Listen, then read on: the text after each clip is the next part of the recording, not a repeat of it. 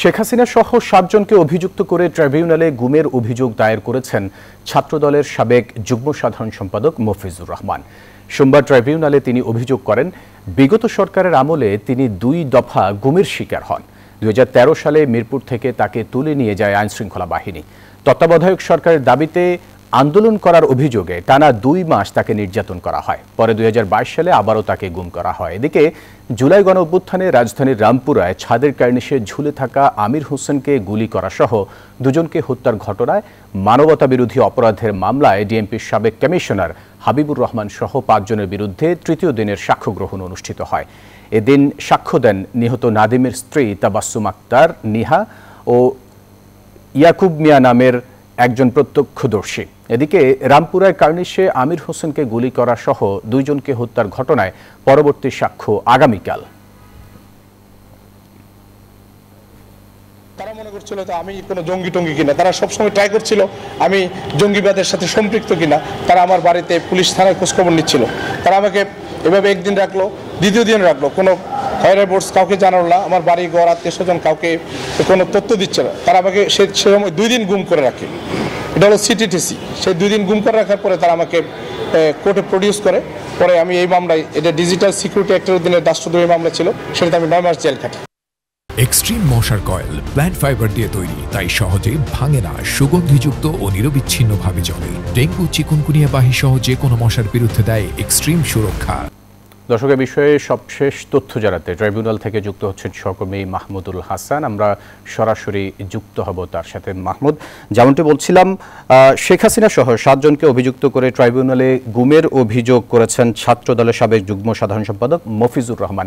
এই বিষয়টি নিয়ে জানতে চাচ্ছি আপনার কাছে। আর 2 জন যে সাক্ষী ছিল রামপুরায় কার্নিশে ঝুলে থাকা ব্যক্তির উপর গুলি বর্ষণের, সেই 2 জনের সাক্ষ্য গ্রহণ অনুষ্ঠিত হয়েছে, সেই বিষয়টি নিয়েও একটু জানাবেন।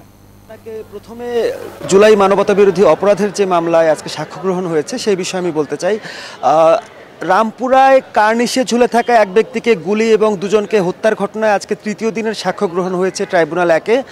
এখানে শহীদ যে একজন নাদিম, তার স্ত্রী কিন্তু আজকে ট্রাইব্যুনালে এসেছেন এবং তিনি এসে বলেছেন যে বিনা উস্কানিতে এবং কোনো কারণ ছাড়াই আইনশৃঙ্খলা বাহিনীর সদস্যরা তার স্বামীকে গুলি করে হত্যা করে এবং এই ঘটনায় জড়িত যারা রয়েছেন প্রত্যেকের তিনি দৃষ্টান্তমূলক শাস্তির দাবি করেছেন। এছাড়া আরেকটি ঘটনা ঘটেছিল রামপুরা এলাকায়। সেখানে শিশু মুসা তার দাদির কোলে করে আইসক্রিম কিনতে গিয়েছিল, তাকে গুলি করেছিল এবং এই গুলিটি মুসার মাথা ভেদ করে তার দাদির শরীরবিদ্ধ হয় এবং দাদি কিন্তু সেখানেই মারা যান। সেই ঘটনাটির প্রত্যক্ষদর্শী একজন দোকানের কর্মচারী ইয়াকুব, তিনি আজকে ট্রাইব্যুনালে এসে সাক্ষ্য দিয়েছেন। তিনি এই ঘটনাটির বর্ণনা করেছেন এবং কিভাবে এই মুসা এবং তার দাদি সেখানে গুলিবিদ্ধ হলেন সেই বিষয়গুলো তুলে ধরেছেন।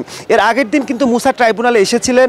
7 বছর বয়সী একজন শিশু এই গুলিতে তার মাথা ভেদ করে গেছে এবং রাষ্ট্রীয় খরচে সিঙ্গাপুরে তার যদিও চিকিৎসা হয়েছে, তারপরও কিন্তু তার শরীরের একটি অংশ অবশ, তিনি কথা বলতে পারেন না এবং নানা ধরনের শারীরিক জটিলতায় ভুগছেন। তো সবাই কিন্তু এই রামপুরায় যেভাবে গণহত্যা চলেছে জুলাই আগস্টে, বিশেষ করে 18 থেকে 20 জুলাই পর্যন্ত, সেই ঘটনাগুলোর দৃষ্টান্তমূলক শাস্তির দাবি জানিয়েছেন। আরেকটি খবর রয়েছে, সেটি হচ্ছে বিগত সরকারের আমলে 2 দফায় গুম হয়েছিলেন ছাত্রদলের একজন নেতা, তার নাম হচ্ছে মফিজুর রহমান।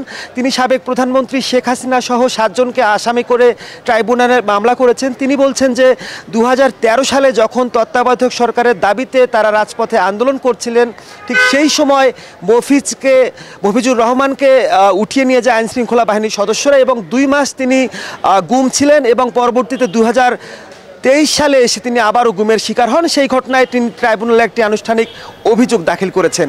ফয়সাল, এই ছিল আমার কাছ থেকে ট্রাইব্যুনালের সর্বশেষ খবর। ধন্যবাদ আপনাকে যুক্ত হওয়ার জন্য।